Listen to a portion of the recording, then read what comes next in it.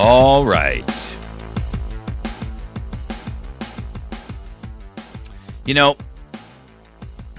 John Adams told us very clearly, and there's no disputing this. I don't care whether you're John Kerry or you're Barack Obama. John Adams is the guy I'm listening to, and he came out and said, arms in the hands of the citizens may be used at individual discretion for the defense of the country, the overthrow of tyranny, or private self-defense. Hey, people, that's all you need to know. Arms in the hands of citizens may be used at individual discretion, not collective militia discretion, not states' discretion, not government's discretion. Individual. That means you, the smallest minority. Arms in the hands of the citizens may be used at individual discretion for the defense of the country, the overthrow of tyranny, or private self-defense.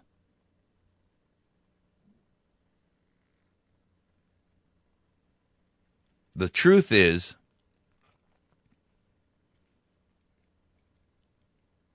no one has the right to limit our Second Amendment. No court, including the Supreme Court, no legislative body, including the Senate, no executive, including the sycophantic usurper and traitor and illegal alien currently occupying the White House, has the power to limit that which emphatically and clearly states shall not be infringed. Why is it that people continually feel the need to support or bolster such a definitive statement that has already been established with clear and plain language within the Constitution? Why is it that Congress feels that they can eviscerate that with impunity and without recourse from we the people? Essentially, it comes down to this. We've been indoctrinated with the idea that anybody, whether it's legislative or judicial or executive, can supersede the Constitution. We're fed that lie every day by the Ministry of Propaganda. States can't nullify the federal government. The federal government has supremacy over everything. Well, if that's the case, then basically the states, the 10th Amendment right to be co-equal has been eviscerated, and what you're saying is that the states, 50 states, are managers of 50 small regions of one massive government. Hey, according to the founders, folks, that the word tyranny applies. We've been indoctrinated with the idea that legislative, judicial, and executive supersedes the Constitution. We've become accustomed to thinking that because the court says it so, it is so. Nothing could be further from the truth. Our framers emphatically, clearly stated that to us. They stated that any laws that were created outside of the boundaries of the express and limited powers granted by the Constitution were invalidated even before the ink was dry. If we, the supporters of the Constitution, mean to uphold our unalienable rights, we first have to stop allowing ourselves to be fooled, and we need to start changing our way of viewing the authority of the courts, the legislature, and the executive. They collectively, nor independently, have any right to make any changes to the Constitution, any more than I do with a unilateral statement that I make. And what is that worth? Nothing. You wouldn't accept it if I made a statement and said, this is a declaration and it's a new law. So why would you accept theirs? We elect them to protect our rights, not diminish them, not denigrate them, no matter how good the sales pitch they give us. Let me be clear about this. Neither Congress, nor the President, nor any court, including the Supreme Court, has the ability to violate the constitutional Second Amendment. unless we allow it. It is our responsibility to make it abundantly clear any law that limits the Second Amendment for any reason, by any method whatsoever, is null and void and of no effect. These aren't my words. Thomas Jefferson said this.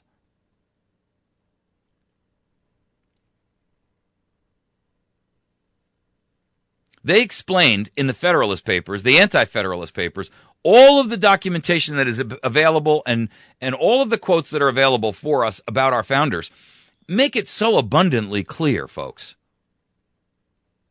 And I take their word over any legislator, any court, any tyrant, any president, any secretary of state, and certainly any tin pot dictator off the United Nations Council.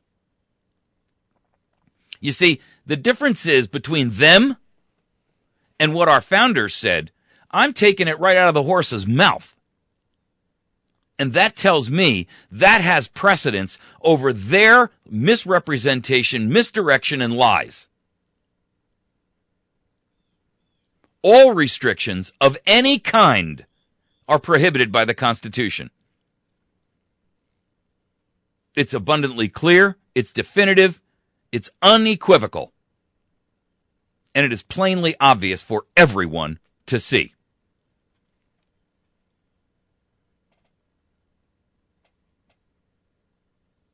You see, the truth is, no entity, no one, and I don't care what power they claim to hold,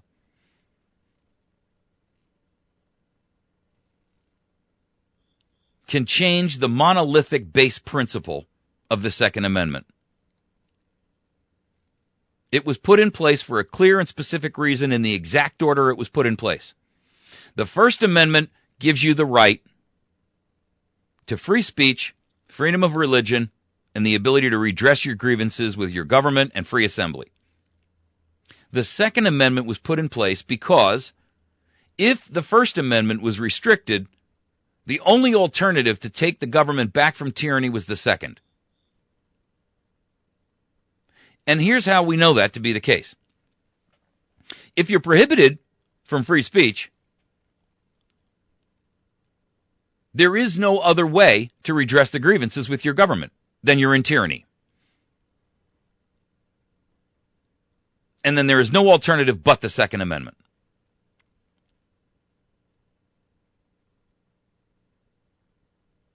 You know, there's a lot of people that go out there and argue, but wait a second, our founders, they didn't understand about machine guns and high-capacity magazines. I mean, let's be honest, they only had these blunderbusses that fired one shell every 30 seconds. Okay.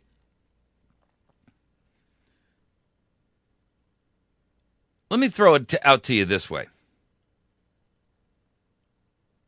The founders made it very clear. Whatever the current military at that time had as a weapon was the equivalent of what the citizenry could own. If the enemy has the technology, the citizenry can and should have it also. One cannot fight an enemy, folks, carrying a modern-day semi-auto rifle by running around with a flintlock. And I don't care whether the enemy is foreign, based on a national invasion, or whether it's domestic, based on a tyrannical federal government that is completely out of control and run amok.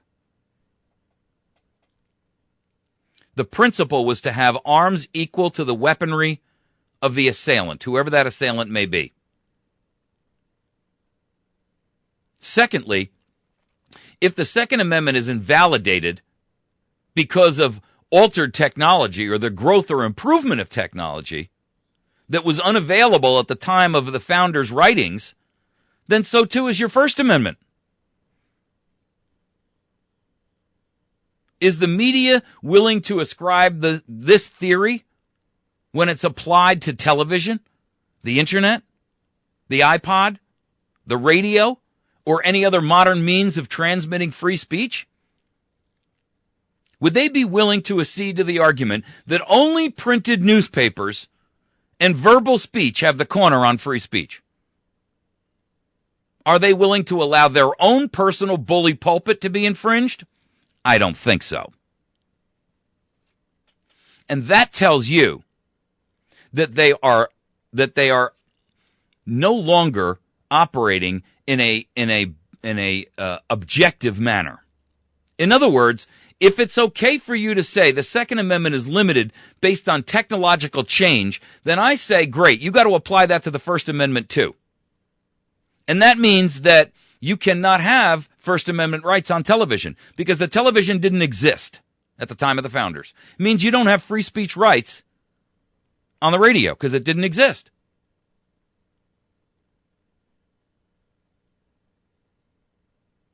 To make matters even worse, the First Amendment isn't even cut from the same granite as the Second Amendment. You know why?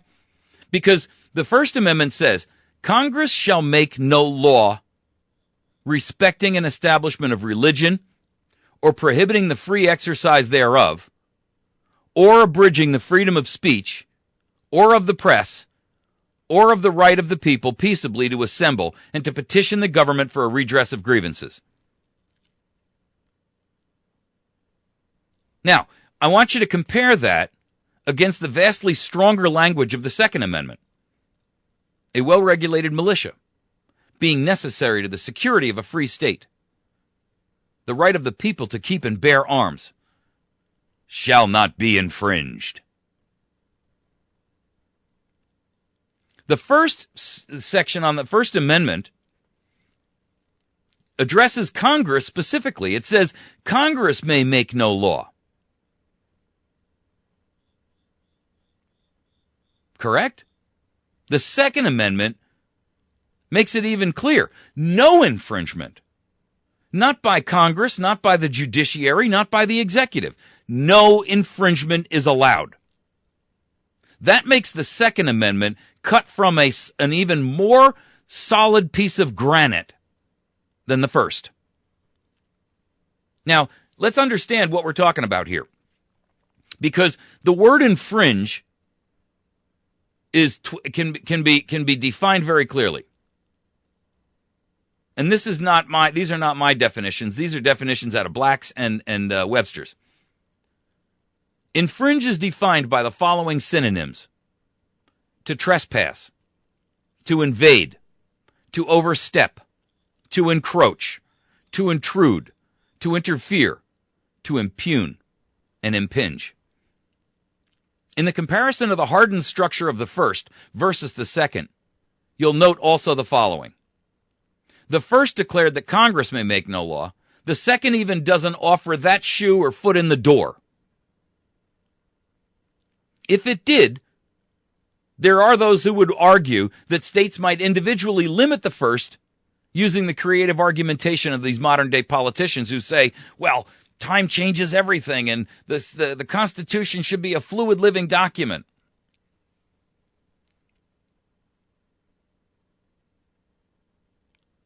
Shall not be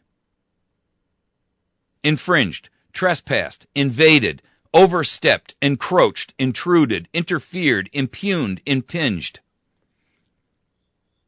The Second Amendment was principled on what the founders could not possibly have articulated at that time. And that is that the Second Amendment is effectively their understanding at their time and with the knowledge and the technology they had on the principle of mutually assured destruction. Mad. It says that an enemy of equal strength is a deterrent. That if an enemy of equal strength tosses a nuclear weapon over the pond, we can respond with equal or greater force, and therefore a deterrent is built. You throw 5, we throw 5. You throw 100, we throw 100. You throw 1,000, we throw 1,000. But note something, that it applies only to enemies who are of equal armament, equal deterrent. The principle of MAD doesn't apply if we talk about a foreign government like Zimbabwe. Why is that? Well, because that nation, as an example, is not equally yoked. The founders couldn't articulate such an idea as mad because no kind of weapons that were planet destroyers existed at that time. But make no mistake about it, ladies and gentlemen, for things to get to the point where citizens are going to be forced into the domestic deployment of the Second Amendment as the only alternative left to preserve the liberty and the freedom of the United States of America, on their part, it would be a willful deployment of mutually assured destruction. Willful and precipitated by the very government itself, who seeks to limit your right.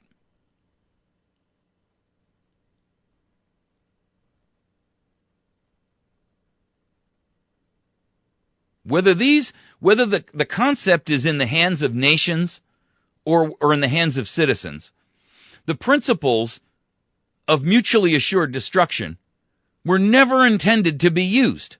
The whole idea was that you kept your enemy at bay because the deterrent was so strong that they knew and understood for them to exercise any aggressive action would end in their own destruction.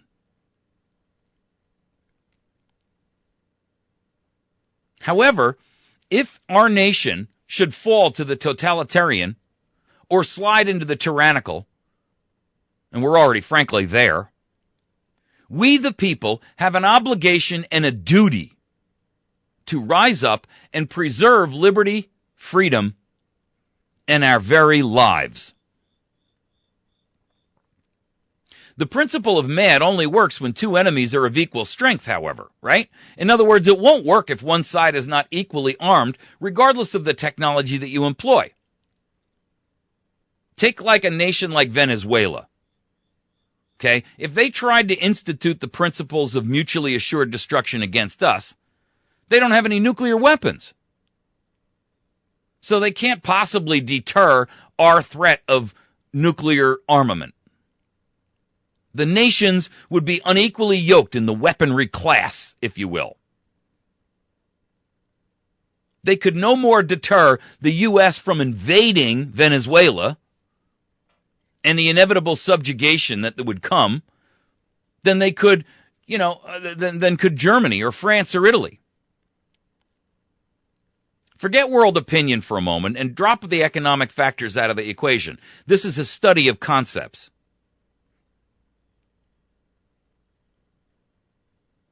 Tyranny doesn't take that into account, so let's leave it out of the argument for the moment.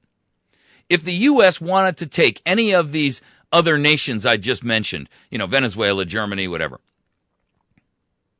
there would be little that they could do under the threat of a massive dump of nuclear detonations that would obliterate those respective nations. Now, take into account and insert the name China and Russia, who do possess equally yoked armament, nuclear armament, and it would be suicidal for the United States of America to attempt that kind of an invasion. And the founders understood this.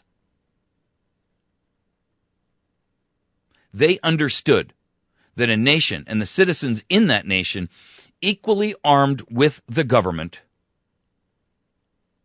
would be a deterrent under the principles of mutually assured destruction. I know that there's a bunch of these God is state groups that will throw all manner of illogical and emotional arguments at this. That's the normal dissent pattern that occurs. As soon as the progressive and the liberals and the libtards out there feel like they've lost on the grounds of logic and reason, they descend to emotion. It happens every single time. You can watch it happen.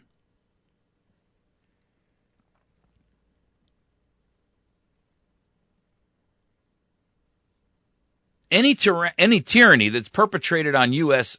soil will most likely be a small arms conflict. Why? Because the United States government would never detonate a nuclear weapon on our own domestic soil.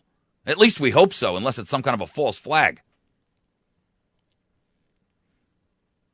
So what we have to recognize is that then the economic, the moral, the ethical, and the societal conflicts are over.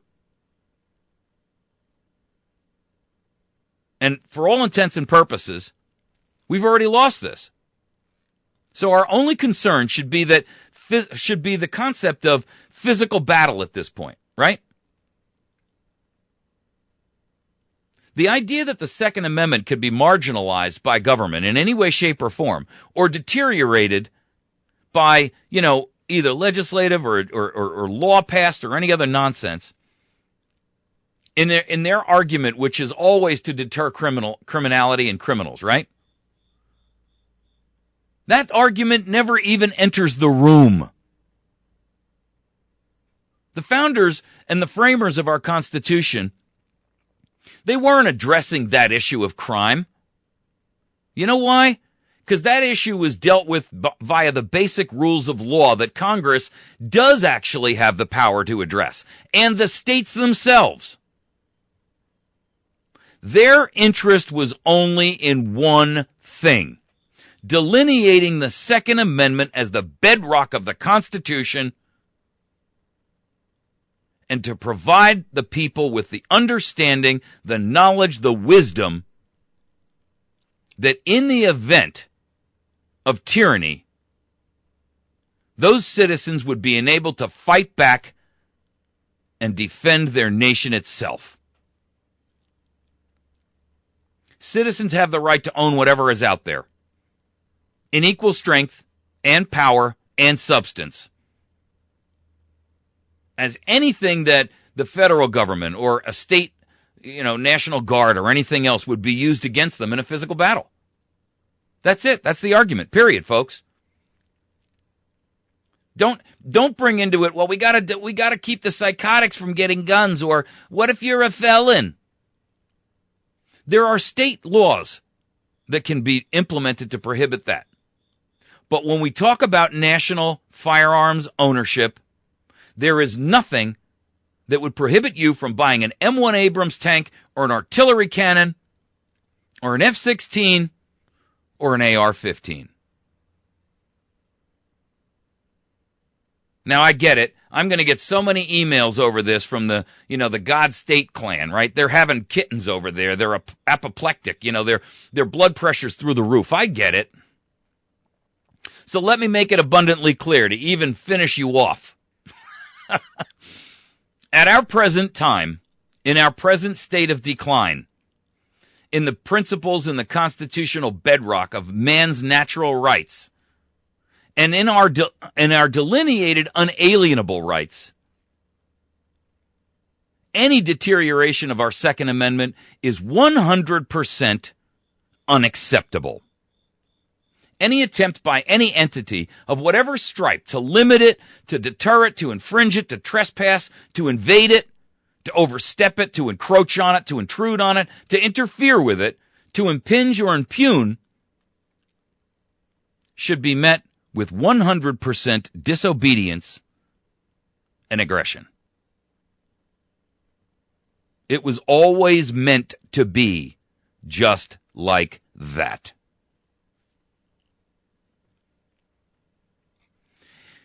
When John Kerry, and I have no doubt that he will, sign the Second Amendment or sign the AAT, the Small Arms Treaty by the United Nations, when he does that, ladies and gentlemen, understand what's just occurred. You will witness treason by a man's own hand. He will prove it by his own signature. Any senator who attempts to sign on and or ratify the betrayal of the Second Amendment, we the people must make it clear to them that we will consider any ban on our constitutional rights as an act of treason.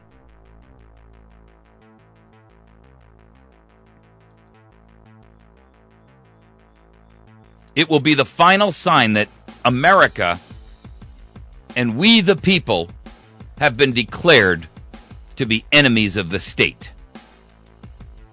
And we must act accordingly. You've been listening to America's Voice Now. Find us on the web at americasvoicenow.org, facebook.com/americasvoicenow, and this and every other program that we do on youtube.com/americasvoicenow. Please share our information, the stories, the articles, and the radio programs that we do with your friends. Have them join us live on the radio. Have them join us on our website. We'll see you tomorrow morning. God bless.